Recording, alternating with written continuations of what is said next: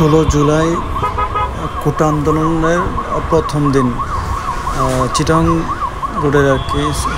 চিটাগং থেকে আমরা ঢাকার উদ্দেশ্যে আসতেছিলাম।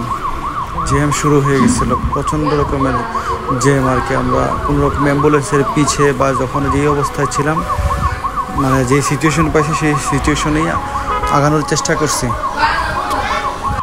এই 16 তারিখের পর থেকে অবস্থা আরও ভয়ানক হয়েছিল আর কি। পরবর্তীতে দেখলাম তারপর তো 5 আগস্ট দেশ স্বাধীনতা 2.0 আসলো।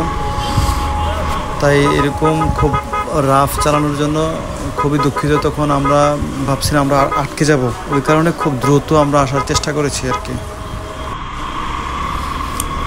আমি, হাবিব ভাই এবং কৌশিক, এই 3 জনেই খুব আপ্রাণ চেষ্টা করছিলাম যে এই বিরূপ প্রতিক্রিয়ার মধ্যে কখন আমরা আমাদের এরিয়া কুমিল্লাতে ঢুকতে পারলে মোটামুটি একটা টেনশন ফ্রি ছিলাম আর কি।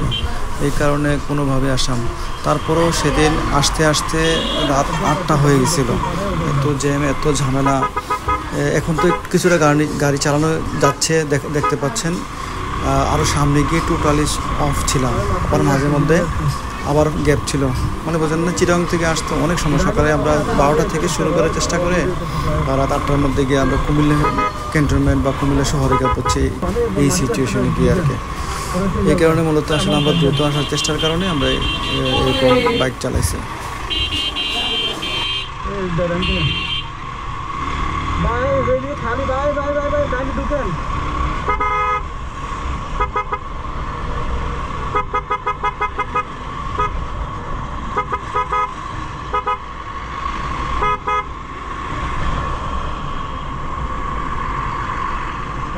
কন্টেনার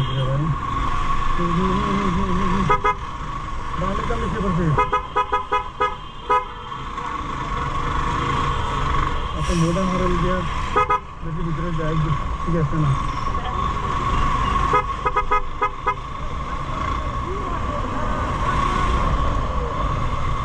আইসেন আপনার ঢুকছেন নেই, ডাইনে মাঝখানে ঢুকতে হবে। আরে দেখি দেখে দিছে হরেলের সাউন্ড তো বুঝা।